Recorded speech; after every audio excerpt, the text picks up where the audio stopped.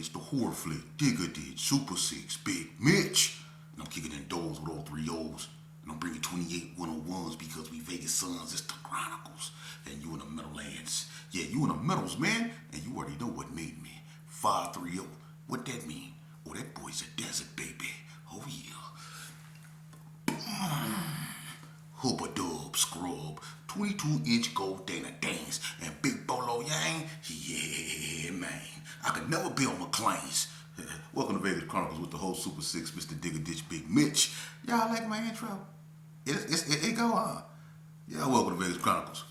Well, we kick actual factuals, no additives, no preservatives, just raw and uncut like what? Like summer sausages and crackers. You already know. Shout out to everybody that's been supporting your boy. Shout out to everybody that's been riding with me on my little beach cruiser, you know what I mean? I ain't got no Bentley, I'm on a beach cruiser, but it goes, so we're in motion, that's all that matters. You know what I mean? Let's jump right off into it. You know, I answer questions, people ask me questions, you know what I mean? I like to entertain my audience with this Vegas culture, you know what I mean? But, you know, someone asked me, you know, about the difference of, you know, this era as opposed to the other ones. I did plenty of videos on that. You know what I mean? And I really don't want to go over the same thing that I always talked about, you know, as far as, you know, people want to know who's the 5 hardest gangs, who's the hardest Crips, who's the most ferocious Bloods, who's the most, you know, known Gersons and stuff like that, you know, and that's in the eye of the beholder, man. You know, everybody had their thing, but what I would say, man, there's a big difference when it comes to gangs in Vegas, you know, from my era and now. You know, because now what you have is something that's really not gangs. It's cliques. It's a bunch of cliques, man. And it's cliques within cliques, you know. And there's no structure, there's no loyalty, and there's really no direction. A lot of these youngsters, and it's not to disrespect them, they don't know why they gang banging. They heard a bunch of stories, you know what I mean? And unfortunately, you know, they picked up and catered to something, you know, that led them down the path that we went down. But let me explain the difference, you know, so people can really understand this once and for all. When I was coming up, it was different. The gang unit, the justice system, everything was different. You know, when we was in the streets, when I was banging GPK, homie, I knew what I was riding for, which was GPK. I knew why I was angry because my big Brody, David L, was knocked down at the Conference Inn. I knew why I had animosity toward the West Coast Bloods. You see? I knew why I was doing what I was doing. Because until that incident right there, we was doing it from here. But when that happened, that changed the game. But we knew why we was angry. And when the Donna Streets came out and they fell out with the 60s, they knew why they was angry. They knew why they was focused on the 60s. You see? So when we was doing what we was doing back in the day, we knew why we was doing what we was doing. And it was intense. You understand? Because you can be in Carry Arms, you know, kicking it. Like we used to be in Carry Arms either over Anthony Webb's house, up there over Drago's house, at Bread's house. We used to be all over Carry Arms. And you on any given day, you can be on West Street. And you can see the Donnas coming off Nelson or McDonald's after they done just lit Crip City up. That's how it was. Or we could be in Carry Arms, chilling in the grass over there when Anthony Webb moved on Morton, over there by Kipnut them. Well, Richie Rich them used to stay. He stayed on the opposite end of Richie Rich, you know, by Lil Gus. We was all up over there in that area right there, laying out in the grass, just, you know, chilling. The BTDs got active. You know, Trigger Man, all them, they lit the whole side of Carry Arms up. That's how intense it was. You see, we was really gang banging. When Head Cutter and everybody was doing their thing, you know, let me explain something to you. When we was gang banging, we was really gang banging. When Boys in the Hood came out, The View shot up the movie theater. Tore it up. It was The View and the NTGs that got into it. They lit the movie theater up, the one on Cary. When Colors came out, the Coast shot it up. And that's when Lamont Page got shot in the butt. The Coast lit the whole movie theater up. So we was out here really, we was really gang banging, and we knew why we was gang banging. It was Gerson against the Bloods, or Gerson against the Crips, or the Bloods against the Crips, or the Crips against the Crips. It was going down out here, man. That was the difference. We knew what we was doing. We represented our flags. We didn't walk around here with all different type of colors on, and people didn't know where this cat was from or where this cat was from, because you can see a gang of dudes today, and you had 3 Gersons, 2 NTGs, a Paru, and probably a 28th Street, and they call themselves young ends taking charge. You see, and all of them got on hoodies and slides.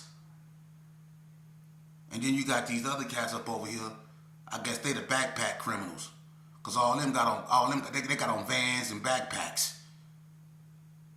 Ain't nothing up in the backpacks, but they got on backpacks. It's Vans and see that's this new stuff right here. And then you got the other clique. All they do is smoke weed and lie, and all them got dreads that they never wash. That's what you got going on out here in these streets, man. You know. And then you got these other cats that keep a cup in their hand, and it don't even be nothing in the cup. They just keep a cup in their hand, and it don't even be nothing wrong with them and stuff, but they act like they leaning. This whole thing is a facade, man. That's the difference from my era and this. What we was doing, we was banging, man. We was banging. You know? I remember, check this out, Vegas Chronicles. I remember I used to have this one partner, man. This dude right here, man. His name is Darvis Cooper, man. Everybody know Darvis Cooper. They used to call him Dangerous Darvis. You know what I'm saying? Boy, teeth so yellow, if he smile, your car slow down. Look like a yield sign. I swear to God, this boy teeth was yellow mellow. But anyway, me and him used to be, you know, kicking it and stuff. He was on the block a lot. And he used to stay over there by, you know, in that pink house. It was like, he used to mess with this Cali boy. And he had a convertible Cadillac. This Cali dude stayed over there in the pink house by Do Dirty them. And Coop them turned that into a spot. This when Rusty had the spot on Laurie, right? This like in '89, when everything was really turned up. And so the Cadillac was like lightish bluish, grayish looking color. You know, it was a convertible Cadillac. Coop used to be driving it sometimes. This when Darvis was having a little money, you know. So one day me and him, we push up the Stop and Shop. You know what I'm saying? We used to go up there, and you know, when he had a car, we used to pull in backwards and just be up there chilling. You know what I mean? I used to be sitting in the car with the pistol. He used to be out there trying to pop his thing. You know, he loved to talk, so he used to be getting at a girl or something. But one day we went up there, right, to get some photos and stuff, and there used to be this one cat. He was from Bounty Hunters. They call him Easy E, and he was Hispanic, man. And everybody remember this cat. He drove a gold Suzuki Jeep. Everybody remember Easy E from California, the like stocky Mexican cat, had the long ponytail, went down to the middle of his back. He was a B-dog from California, but he used to be with the coast a lot, man. They called him Easy. He used to drive a gold Suzuki. Everybody remember that Hispanic dude, that SA dude, man. But he was a reputable blood, but I think he was from Bounty Hunters. But he was out here putting in a lot of work, and that Jeep was known, you know. But anyway, we push up there, and the first thing we see is him. You know, when we pulling in, I don't ask no questions, because back then, if you see your enemy, you get down where you see him at. So when I see him, when we was pulling in Stop and Shop, I start barking. Boom, boom, boom, boom, boom, boom, boom, boom, boom, boom, boom. I gave it to him. He smirked. He pulled out back real fast. I was eating. Boom, boom, boom, boom, boom. The View came around the corner. I don't know what they was on, but this like right after my relative Ricky was unalive by the Donnas, right? And so the View was really trippy, you know. And when they heard the busing, they was on the side over there on Inglestead, because the View used to be on the side of Stop and Shop trying to catch the Donnas coming up there, you know, Mackie and all them. So when I started blowing on the dude Easy E, bloom, and he pulled out backwards, the View started blowing on us. I jumped out the car. We was in a convertible Cadillac. I jumped out the car, left the pistol in the car, and was gone. They was eating blue, blue, blue, blue, blue, blue, blue, blue, blue, blue. But that's how it was back in the days, man. We was really, really gang banging. And when the NTGs and the Rolling 60s got into it, oh my God. Man, look, man. What y'all doing out here, man, is imitating something that y'all could never bring back, you know? And someone said, well, if it was on like that, and y'all was putting in so much work, and we was, man, Burgundy Square, when the Pyrus ran the Hoovers up out of there, man, The Hoovers was getting hit for both sides. They was getting hit by the View, and they was getting ran and pushed up out of there by Bad Loc them. So the Hoovers, I'm talking about Twin, Bam, T-Lo, all them cats that was up over there, they was getting hit for both sides. They was getting hit by the View, and they was getting hit by the Perus. They got ran up out of there. The Five Deuce Hoover cats, Mouse, all them, they got ran up out of there, man. For real. That's how intense it was. And someone said, well, if it was that intense, well, what happened? Why everything is the way it is now? What happened to all y'all ride or die, tough dudes? I'm gonna tell you what happened, man. When you had a reputation out here in Vegas, like a lot of dudes did, you had names like Stacy. I say them all the time. I don't say them just to talk or speak on people, because some people don't want their names or their people names spoke on. But when I do it, it's out of respect. I just try to bring a message to what I'm saying. I don't do it to disrespect no one. I try to speak on myself a lot, so I don't have to speak on no one. But you had a lot of people out here with names like Stacy McElmore, My Daddy Sheepdog, Big Cheetah, Cornbread, Dirty Rob, Lil Draws, E-Wack, the Daughtery Brothers, Dread, Bird, Cassio, me, K-Dog, Gunsmoke, Jody Snow, you had the Sydney Sue Boys. You had a lot of names, and then you had like Head Cutter, K-Lay, Big Red, The Joker, Burger Mac, Fat Dad. You had names, man. Bad Toes, you know what I mean? Anthony Mason, you had Pork Chop, you know what I mean? A lot of names. Keith Carter, Biz Markie, you know what I mean? Rock Sheba, Stoney, Spoonie G, Spoonie T, Seaweed, Lil Gus, Big Gus, Boom Joe, Donna Ray Page. So many names, man. Ern P. You got names. But when you look at those names, what happened? I'm going to tell you something. In the streets of Vegas, when you're a feared individual and people scared of you, all those names I named, you had people like Tony Poole, Spike, Mad Meech, you know what I'm saying, Torture Chamber, a bunch of cats, the Macklemores, period. You had Lucky, Seldom, Slim, Grover, you know what I mean, Rodney, you know what I'm saying. You had so many dudes, man. But a lot of them dudes, people were scared of them cats, man. Spanky Boo, rest in peace. Melly Mel, rest in peace. You had so many dudes. Big Looney from The View, so many dudes. Jesse Bright from White Street. So many cats, man, that was reputables. People were scared of them. When you scare people, you don't live long out here. Just like anywhere. And people like Bread, the Joker from Pyru, Tony Poole, people like him, Lil Draws, a lot of them, Junebug from Gert. It was so many, so many. When people are scared of you, man, some come after you, but you don't live long, man. And a lot of these dudes want to be respected out here. They want to be known. Known people don't live long. It's best that you don't be known. See, we grew up under the impression that when a person know your name and they hear your name, if they hear your name ringing in the street, that means you doing something. People don't got to like you. But if your name was ringing in that street and they heard your name ringing in that street and you was official tissue when it came with that, you got your respect. But when your name was ringing to the point to where people were scared of you, like when people heard that name Bread, they were scared of that. I always say when it come to names, people either respect you or they fear you. It's best to be respected than feared. Some people rather be feared than respected. But when people fear you, you don't live long. You live longer when people respect you. Like some people prefer to be soldiers. You hear them, and they get it from Tupac. This soldier stuff. I'm a soldier. That soldiers take orders. Remember that. Soldiers, they take orders. Be a warrior. See? The only person the warrior take orders from is God. Be a warrior. Don't be a soldier. Be a warrior. Alright? But out here in these streets, when a person fear you, like Bread, I'm going to be honest with you. Bread was a dude that people knew his MO. People knew what he did. And me being real close with him, I knew another side of him. I knew Albert. I knew Fat Man from 8-9. East Coast. I knew him. I knew the cowboy.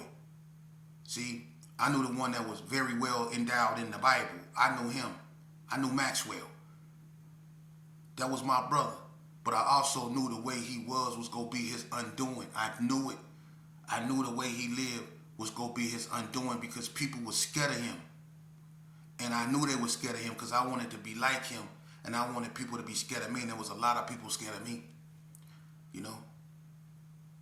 But when you scare people, man, your name can come up in something that's not true. And I'm not saying anything other than what I, and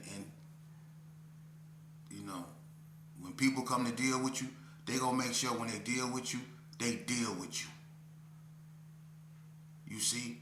So when you scare people, man, you got to understand that when they deal with you, they gonna be heavy-handed, man. So it's best not to scare people, man. The most dangerous person in the world is a scared person. If a person is scary, them the last persons you need to mess with. Don't corner a cat. Scary people are the most dangerous people in this world, man. For real. And that's what happened to a lot of these cats up out here in these streets. They scared the wrong person. That's what happens, man. When you have a reputation, when a person know that they got to get you before you get them, when your reputation is built off on you being quick on the draw, somebody you gonna run into one day is gonna be a little bit quicker than you because they gonna know your MO and they gonna know what to expect from you. And even if you ain't on that, your MO, just because they think you are, just because you known for being on that, man, that's gonna get you, knocked down. You can be just walking up and saying, what's going on, what's happening, not knowing what's going on, but you being who you are and people being scared of you, they can get you knocked down, man. It's didn't happen to people, man. So it's best to be respected, man. And then you got drug use. It's two things, that can bring enemies together.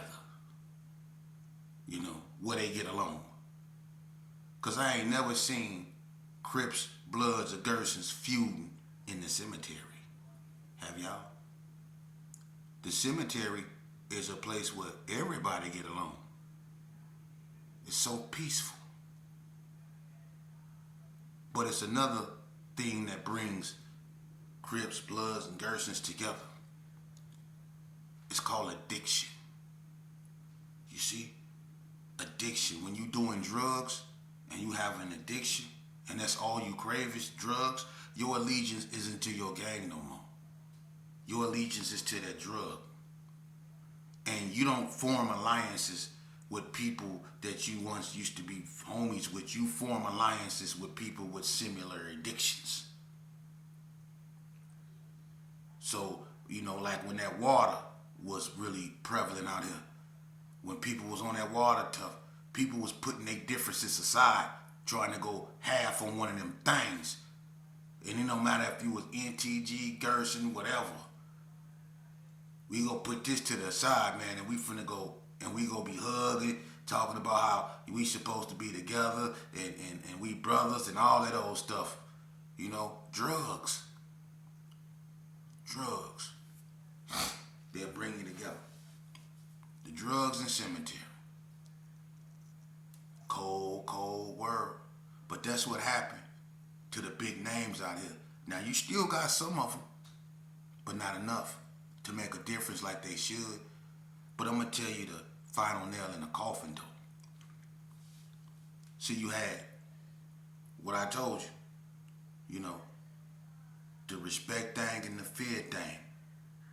When you scare people, you don't live long. Then you had drugs. Drugs did in a lot of reputable people.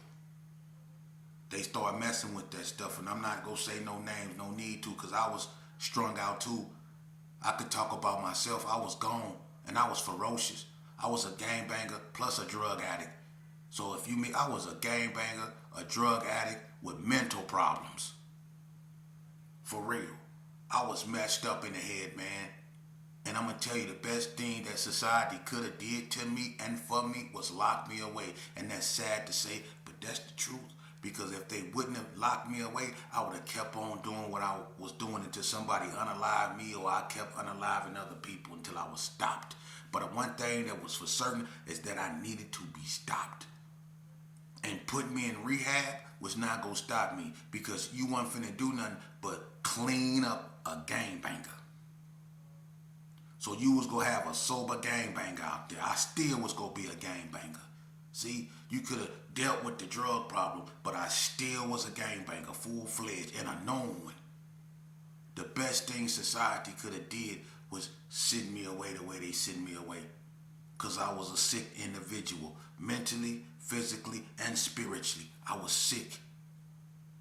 You see, but a lot of my friends that were sick like me, they didn't get an opportunity to be locked away like me. They was still out here on these streets, and then they was unaligned, you know, for scamming people, for using too many drugs. Oh, and that last one, jealousy. Jealousy. That was the final nail in the coffin. Because it's been dudes that grew up with homies from my era. See, this what destroyed us. People like me, people like other people like Boo Loco and Casio and K-Dog and Gunsmoke and Blue Devil and all these other cats, J. Lou, you know what I'm saying, they had reputations, you know. We was out there pushing the line. Jealousy. We had people that was from what we was from that was hating on us simply because people was pushing the line, doing what they signed up to do. You had dudes in the background that was hating on you like this because they wasn't doing it for whatever reason. And you was drawing all the attention. You had homeboys that started hating on you to the point to where they'd rather see you unalive than see you shine the way you was shining in the streets. It's the same thing when you having money. When you having money and they ain't having money for whatever reason, they just don't have the patience or the articulation to amass money like you do. They don't have it. Just like some people don't have the heart to go out there and put their life on the line, busting that thing and doing what they do. Some people don't have that heart. Some people just too scary. And some people too impatient to sit on the corner and slang drugs. But when you do it and you amass what you amass, they want to take it from you because you won't give it to them. You see?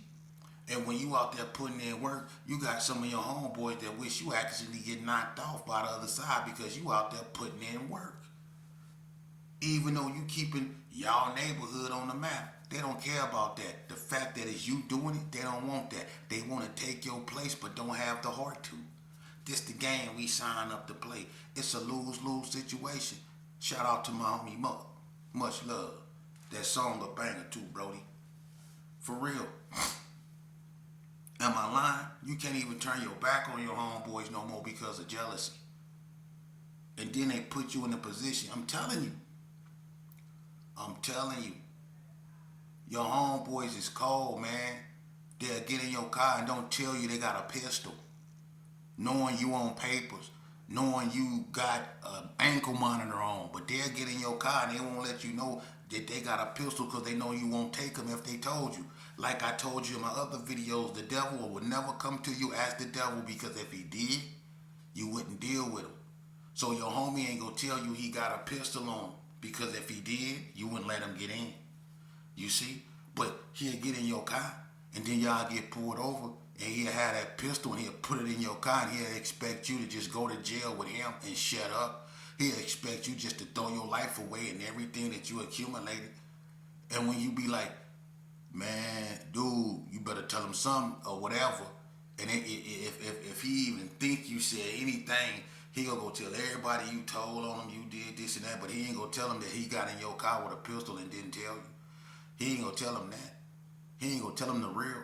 And your homeboys ain't gonna look at it that way. They not gonna look at it like, man, you should have never got in this car in the first place, and you knew he was on parole or you knew he was on house arrest. They not gonna look at it like that. They gonna look at it like, oh, you told on a homie. You see, they ain't gonna look at what was done to you. And that's the game we signed up for, homie. That's crazy. But you know what? That's why I don't play the game. See, the strongest of us is the ones that had the heart not to do what we did in them streets, but to get away from that stuff we did in them streets. Them the hardest of us. The ones that go to church. The ones that trying to re-bridge that gap between them and their children. Because there's a lot of children out here that's mad at their fathers for being absent in their life.